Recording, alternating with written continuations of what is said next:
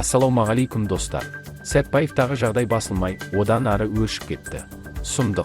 Қалаға ұлттық ұлан роталары мен арыстан спецназ келіпті. Террористер ушығып кетті деген ақпарат шықты. Достар, Сәтбаев туралы не білесіз? Не болып жатыр? Комментарийге жазыңыз. Сәтбаев тұрғындарын қолдап, лайк қойыңыз, қазақ бірге болсын. Сәтбаевтағы атыс. Қалаға ішкі істер министрлігінен қосымша күштер тартылып, оқиғаның 5 қатысушысы ұсталды. 21 қазанда кісі өлтіруге оқталу фактісіне байланысты оқиға орнына ішкі істер министрлігінен жедел тергеу тобы жіберілген. Сол күні Ұлытау облысы және облыстық полиция департаментінің қызметкерлері Сәтбаев қаласында қоғамдық тәртіпті қамтамасыз ету мақсатында жергілікті профилактикалық оқу-жаттығу жұмыстарын жүргізді. Қолданылған шаралар нәтижесінде осы қылмысты жасаған 5 күдікті ұсталып, уақытша ұстау изоляторына қамалды делінген хабарламада. Жанжалдың себептері анықталып, қылмыстың қаруы алынғаны хабарланды. Бұған дейін 2 күдіктінің ұсталғаны туралы хабарланған болатын. Алдын ала болжам бойынша 18 қазан күні Ұлытау сауда орталығының алдында жастар арасында жанжал шығып, ол төбелеске ұласқан. Төбелес болған жерден көлікпен кетіп бара жатып, олардың бірі 24 жастағы жігітті атып, оқиға орнынан бой тасалаған. Қылмыстық іс адам өлтіруге оқталу бабы бойынша тіркелді. Жәбірленуші оң жақ саны мен жыныс мүшелеріне оқ тиіп, арқасынан пышақ жарақатымен ауруханаға жеткізілді. Тоқаев масон адамы. Қазақстан президенті Қасым-Жомарт Тоқаев 2019 жылы 9 маусымда кезектен тыс президент сайлауына түскенде сабақтастық, әділдік, өрлеу деген 3 бөлімнен тұратын сайлауалды бағдарламасында 170-тен аса міндет тізіп шыққан. Бұл уәделердің орындалған-орындалмағанына Ақорда толық есеп берген жоқ. Биыл 20 қарашада өтетін кезектен тыс президент сайлау қарсаңында Тоқаевтың 2019 жылғы сайлау бағдарламасындағы кейбір нақты ұсыныстарының орындалған-орындалмағанын тексеріп шықты. Тоқаев педагог мәртебесі туралы заңға 2019 жылғы 27 желтоқсанда қол қойып қабылдады.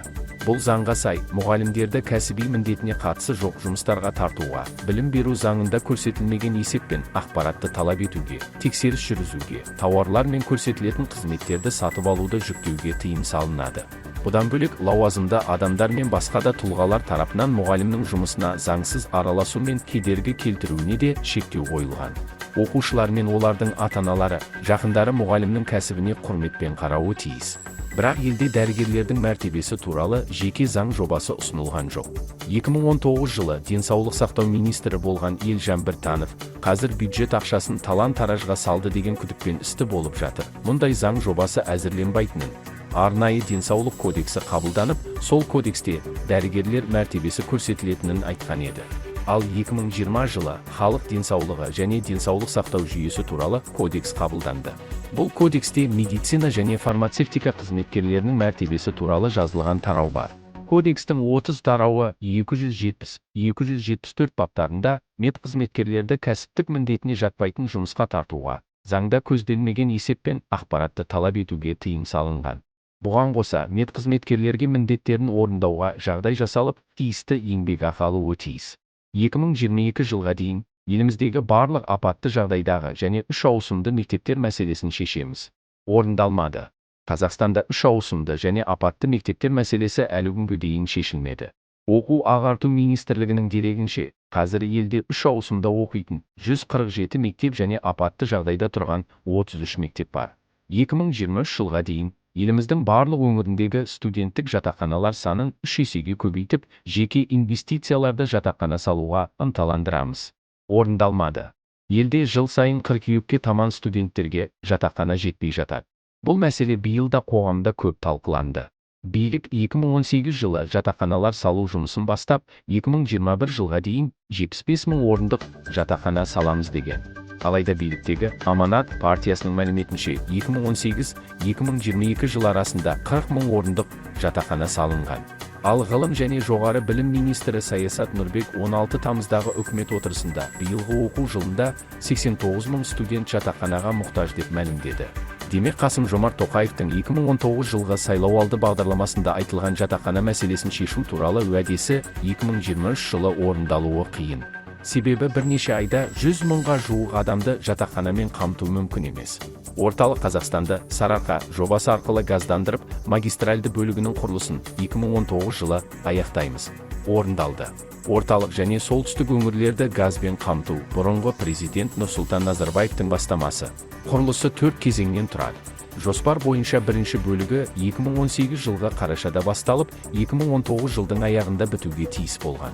Оған бюджеттен 267,3 миллиард теңге бөлінді.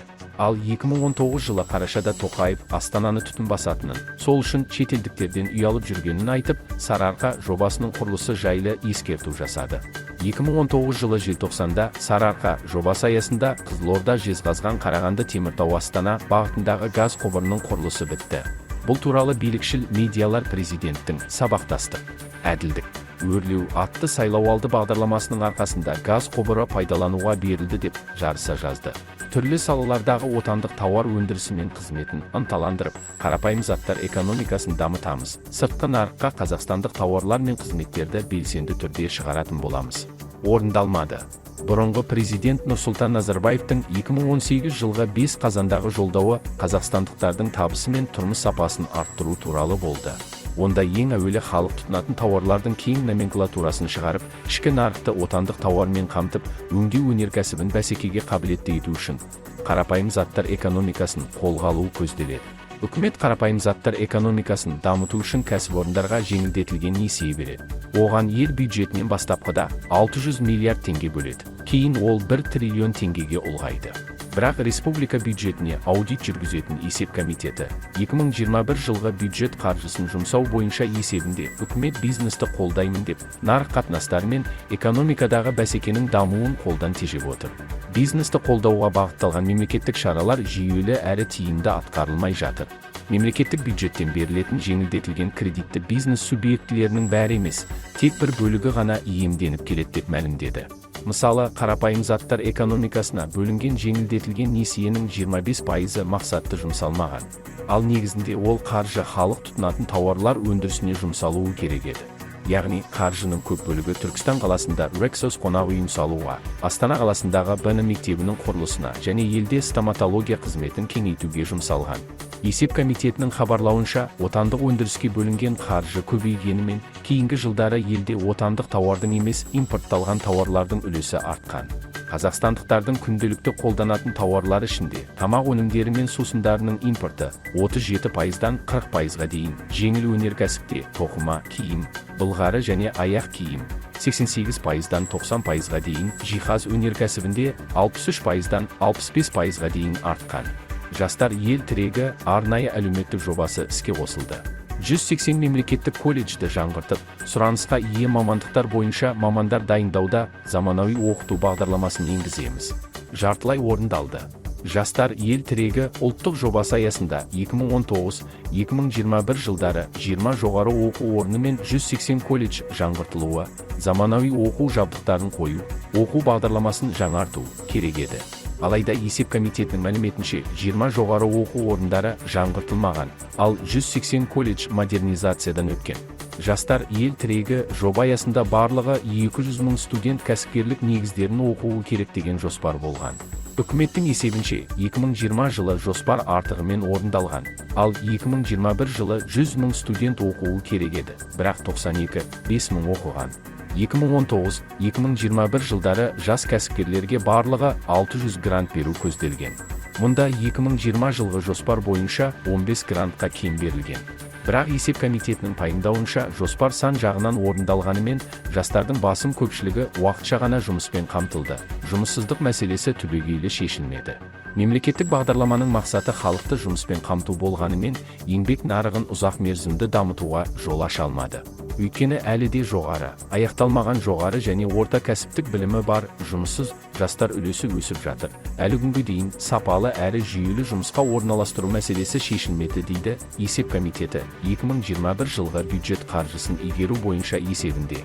Шағын және орта бизнес нысандарынан алынатын корпоративті табыс салығы республикалық бюджеттен алынып, өңірлерге беріледі. Осылайша өңірлердің бюджеттік базасы ұлғайтылады. Орындалды. 2020 жылғы 1 қаңтардан бастап, әр өңірдегі шағын және орта бизнестен түсетін корпоративтік табыс салығы жергілікті бюджетке аударылатын болды. Бұрын республика бюджетіне түсетін. 2020 жылы Қазақстанның жергілікті бюджеттерінің кірісі 28%-ға немесе 6 триллион теңгеден 7 триллион теңгеге дейін өсті. Бірақ бұл реформа пандемиямен тұспа-тұс келгендіктен мемлекеттік бюджетке ауырлық түсті. Өйткені сол кезде мұнай бағасы түсіп, өңірлердегі кәсіпорындардың біразының жұмысы тоқтап қалған еді. 2021 жылға қарай көлеңкелі экономика деңгейін экономикалық ынтымақтастық және даму ұйымы елдері деңгейіне, яғни 15-17%-ға дейін төмендету орындалмады. Қазақстан үкіметінің дерегінше 2021 жылдың аяғында экономикадағы көлеңкелі айналымның деңгейі ЖО-ның 20-23%-на тең болған. Көлеңкелі айналымда жүрген қаржының жартысына жуығы салық пен кеден алымына тиесілі. Қалғаны заңсыз өнім өндіріп, қызмет көрсетіп отырған кәсіпорындарға, қаржы пирамидасына, мұнай ұрлығы, алкоголь өндіру, жалған шот фактура жасау және тағы басқа салаларда айналымда жүр. Негізі Қазақстанның ұлттық даму жоспарында 2025 жылға дейін қара нарықтағы қаржы айналымын 15%-ға төмендету көзделген. Менің міндетім әр отандасымыздың жеке табысқа жетуіне және өзінің әл-ауқатын арттыруына жаңа мүмкіндіктер туғызу. Бұл уәденің үкімін шығаруды оқырманға қалдырдық. Тоқаев президент сайланғалы 3 жылдан астам уақыт өтті. Есеп комитетінің мәлімдеуінше, ел экономикасының жандануы азаматтардың әл-ауқатының жақсаруына аса әсер етпеді. Комитеттің 2021 жылғы республика бюджетіне жүргізілген есебінде азаматтардың кірісі азайып, әлеуметтік трансферт үлесі артқаны айтылады. Кейінгі 3 жылда халық табысының өсу қарқыны 2019 жылға 6-4%-дан 2021 жылы 2-9%-ға дейін баяулаған. Былтырғы жылдың 4-ші тоқсанында халықтың орташа шығысы жан басына шаққандағы орташа табыспен теңескен 214-466 теңге. Пандемия мен Украинадағы соғыстың салдарынан Қазақстан экономикасы мен халықтың тұрмысына қатты соққы болып тиді. Ұлттық банк биылдың соңына дейін елде инфляция 18%-ға дейін жетуі мүмкін деп болжайды. Бұған қоса елде үй сатып алу құны, жалдау құны да шарықтап кетті. Елде кредит алатындар қатары көбейді. Бірінші кредиттік бюроның дерегінше, Қазақстандағы экономикалық белсенді халықтың 9,2 миллион адамның 7,2 миллионда, яғни 77%-да несие бар. Несие алған қазақстандықтардың 4-тен бірі, шамамен 1,8 миллион адам қарызын уақытылы төлей алмаған.